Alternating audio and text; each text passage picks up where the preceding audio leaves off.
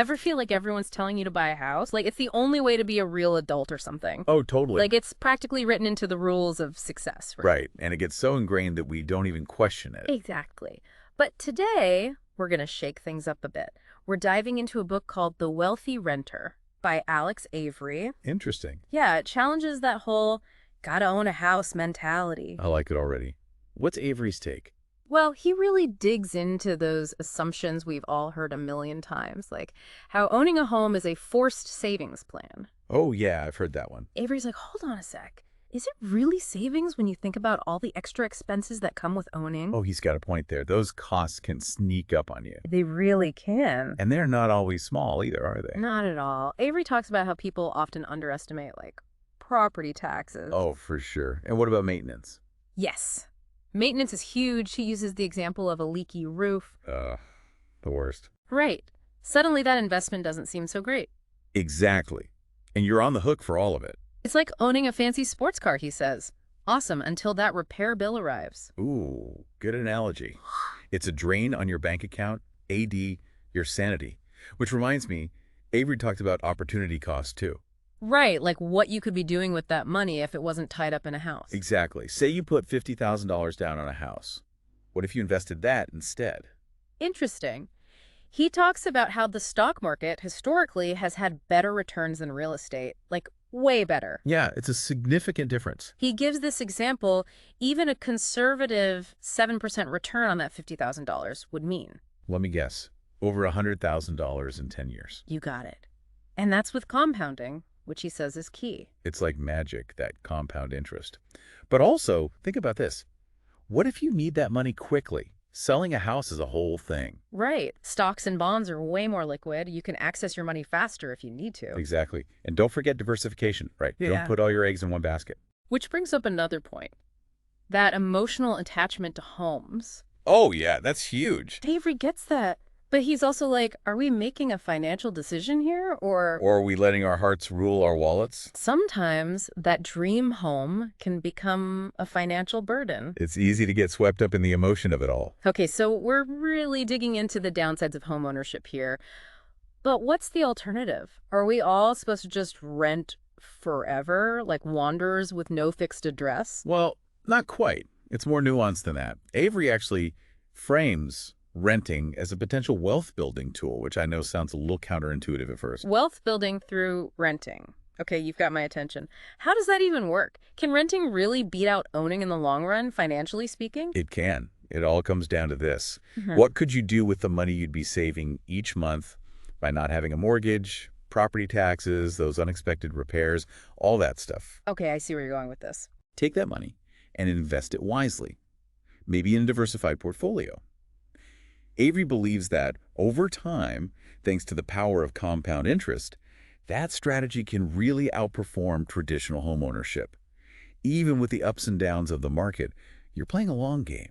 So it's not just about having a roof over your head, it's about building financial freedom for the future. Exactly. It's about having options. And that brings up another point. All right. Avery emphasizes flexibility. The world's changing so fast these days. Think about it. Right. Remote work is huge now. People are switching careers more often. Exactly. Or maybe you just want to try living in a different city. Renting makes all of that way easier. You're not tied down. You can be more spontaneous. Exactly.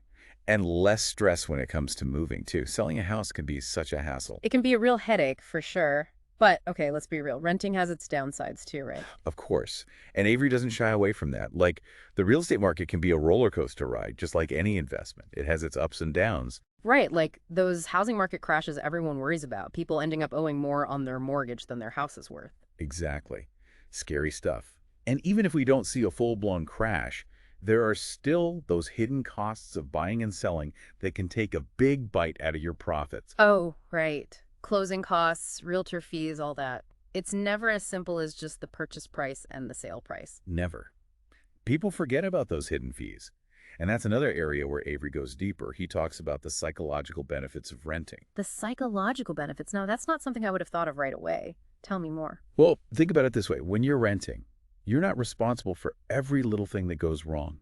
Leaky faucet. Call the landlord. No more lying awake at night worrying about your property value dropping. Avery argues that this peace of mind, this lack of constant responsibility, can be incredibly freeing for people. It's like a weight lifted. No more, if it breaks, I got to fix it and pay for it. Exactly. And that feeling of freedom extends to your finances too. You're not stuck with a huge mortgage payment, Hmm. so you've got more flexibility, more options if something unexpected happens. You're lighter on your feet, financially speaking. So renting can be this path to flexibility and even like a sense of freedom from worry, which is really interesting. But does that mean Avery thinks anyone should ever buy a house? No, not at all. He definitely acknowledges that homeownership can be the right choice for some people.